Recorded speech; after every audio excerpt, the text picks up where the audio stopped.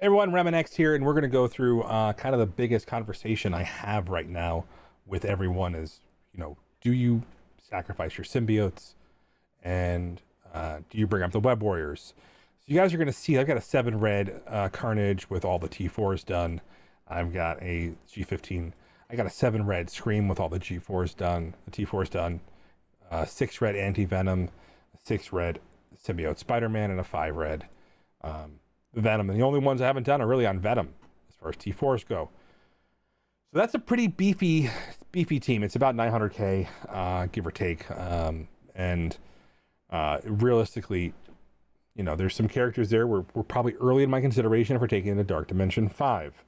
Well, the Web Warriors came out, and we wanted to give them a shot and kind of establish which team should you work on. And there's a couple of pieces of this puzzle. I've heard a lot of differing conversations, and I'm going to give you my final analysis on this as we start to see the emergence of this team and see how they're starting to even fit into your current roster. So let's start with the basics here. Ghost Spider showed up. I've got her at 5 red, 5 star. Relatively reasonably built at G15. I'm going to take her to G16 soon. But I wanted to showcase this. I have not done her special, even though you can probably justify. I did her basic for the blind. I've only done Miles's ult, and I've only done Spider-Man's passive, even though you can make an easy argument for his special as we talk about it down the road. And so without Scarlet Spider on the team, you can see these guys are sitting at 400k health, and they're G14. And this is the kind of where we're at with this team is they're already starting to showcase some of the early signs of surpassing the symbiotes, period. So one of the things I use as a benchmark when I'm looking at evaluating a team and see if they're built for the next set of the meta is, can they apply defense down, and are they getting offense up reliably enough that they can do damage consistently and get through these higher and higher health tunes that are being added to raids. The newer meta characters have in excess of 1 million health when you're taking them into consideration when you're taking them to the next level and looking at them in the raids with the accelerated health potential that happens as you go up to the sliders. All of this in consideration, this team is built for the future. So should you build them? Well, let's give you a snapshot, because I think this is going to be the best explanation of what I think you should do with the team and kind of where I'm locking in my recommendations, because I really feel like there's some pieces of the puzzle here that are important. So you can see already, I'm going to build them with Symbiote Spider-Man and Anti-Venom, and I'm going to put these two characters on the team. We're going to take them into the 2.3 bio node cold. One of my lane mates was able to do the early bio node, and so I'm going in there with no cooldowns ready for one of the questionably harder nodes to control in the raid. So a couple of things that I want to reiterate for you as I move my get rid of my face over here. Make sure you always eliminate targets that can apply disrupt. They're your priority. With using an ISO setup, you want to make sure you're getting marks on any character that can taunt or can put up immunity. And then other than that, it's relatively simple. You can't leave a Sharon Carter or a Graviton there to make the team die. So you'll see how I play this. You'll see that I have the extra skirmisher, so I know that I can easily strip that. Miles would have been up relatively soon as well. And you can see we're applying some extra buffs over here. And then, so we're going to use this to extend the debuffs on Graviton, because this is really what the team's built for, is setting up the potential to spread. I probably could have grabbed the stealth, but one thing about stealth is once Miles is stealth, I don't worry about it as much because he's going to get the extra bonus dodge. But I'm really just going to go ahead and get all those extra dodge. You're going to see the speed up, and then you're going to see something very, very important here. Okay. Getting rid of the death proof on him, and spreading all of these debuffs around. So I'm getting all those debuffs mean that the team's getting a ton of buffs over here. You see that they've got their offense up, their speed up. So that's really setting them up for success, is being able to get all those debuffs on the target. That's Spider-Man's passive at work right there. And so I'm still taking some moments to selectively target my characters. I'm still kind of in the habit of building this team with the symbiotes in mind.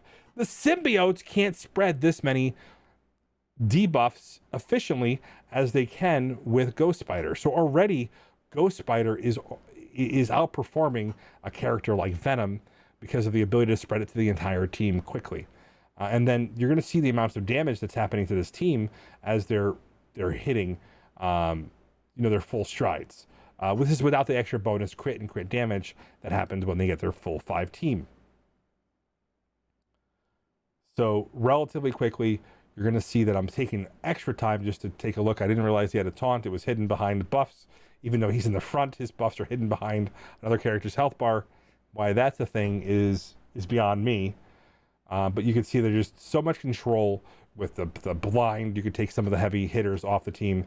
And as long as you're conscious of the fact that Phyla-Vels will clean a single buff off a target, this is going to be the end.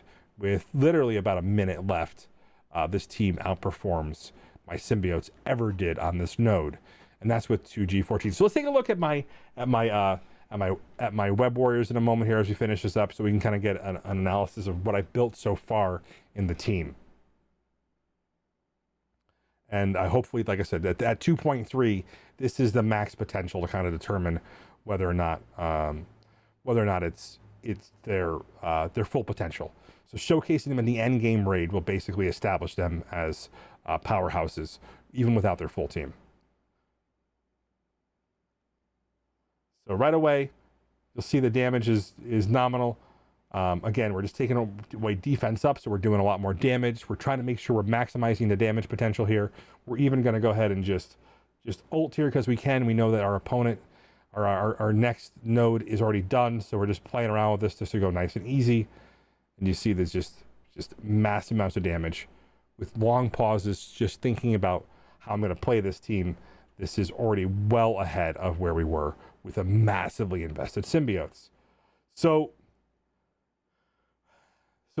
let's get to it in a second here. I'm going to, like I said, I do want to show you my symbiotes versus my web warriors just for consideration.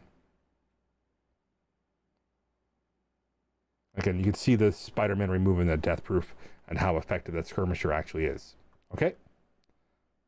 So relatively clear on that. So you can see that I've built up my web warriors only G14. So I don't have any G15 investment in them yet. Okay? With the exception of Ghost Spider to kind of make up for that. Only G14.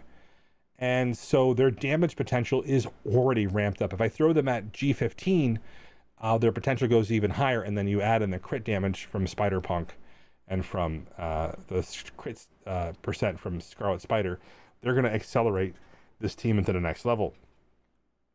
All of that said, which should you build? So here's the conversation I've been having. Symbiotes work fine right now, but I don't think you continue to invest in them if you are. The web warriors are built for the future. Now, again, another character can come out and repurpose the symbiotes down the road, potentially even this year with all the rumors out there. But there's a good potential that character may not even be a bio character. If it is null, he may not even be a bio character. He could very well be Cosmic Mystic. So there is some potential they might repurpose the symbiotes into something completely different.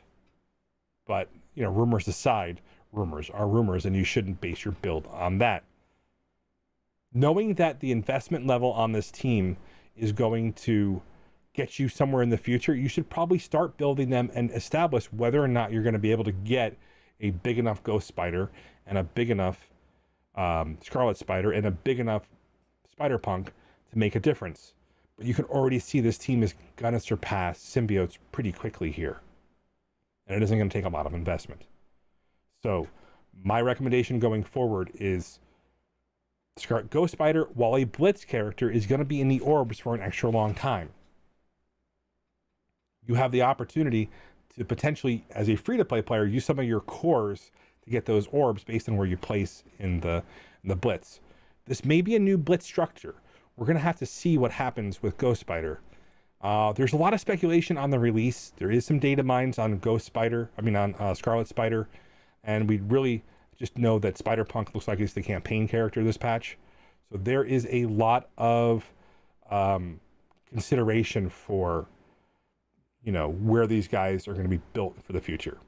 And so I don't recommend skipping this team.